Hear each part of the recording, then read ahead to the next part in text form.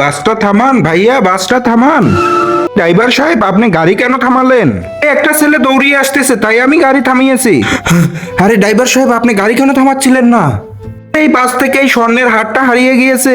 আমি জিজ্ঞেস করতে এসেছিলাম এই হারটা কার। এই হারটা আপনাদের মধ্যে কার? এই বাসের মধ্যে সবাই ইমানদার ব্যক্তি। ড্রাইভার সাহেব, এই হারটা আবার আপনার না তো? এটা আমার না। আমার না? হারটা কি আপনার? এটা আমার না।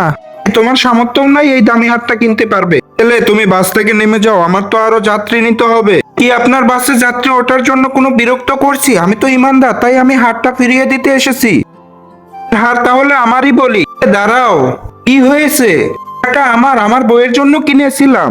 অনেকক্ষণ ধরে বলতেছিলাম, আপনি তো এতক্ষণ বলেননি। আপনি তো অনেক চালাক। যদি আপনার হয়ে থাকে তাহলে প্রমাণ দিন। কাছে কোনো প্রমাণ নাই, কিন্তু এই হারটা আমার বইয়ের জন্য কিনেছিলাম। এর হারটা তো আমি পেয়ে আপনাকে দিতেছি, তাই আমাকেও কিছু দিতে হবে। পুরো 10,000 টাকা দিতে হবে আমাকে। স্বর্ণের হার মাত্র 10,000 টাকায় পাবো আমি। 5,000 টাকা বলে দেখি দেয় কিনা। আমার কাছে তো এত টাকা নাই, সব টাকা দিয়ে আমি এই স্বর্ণের হারটা কিনে ফেলেছি। এখন আমার কাছে 5,000 টাকা আছে, এটাই নাও। 1,000 টাকা কি করে দিয়ে দেন? 5,000 টাকা তো ভরপুর ধান্দা হয়েছে। আরে হাই হাই, এটা তো নকল স্বর্ণ।